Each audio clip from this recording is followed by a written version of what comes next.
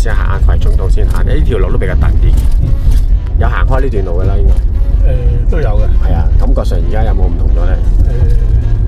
冇之前咁晃咯，所謂嘅。係搖晃冇咁大。冇咁多。OK， 我哋直去啦。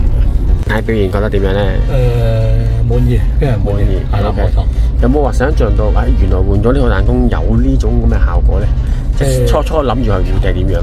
開頭諗住或者會係冇之前我所講嘅浪頭浪得咁誇張，有時你我所講，如果快嗰陣時，你就好似有少少飄咁樣係，跟住如果真係要執車嘅話咧，就好似因為會中頭咁去咯。咁而家睇落就應該摸咗平穩咁樣去法咯。OK， 執車亦都係咁啊，即係都整體上都有好大改善喎。好，咁啊，如果係大家真係了解多啲呢個 Bestech 嘅彈弓嘅話咧，可以聯絡我哋嘅就係 WhatsApp 啦，63409933啦，公司電話就27807943啦。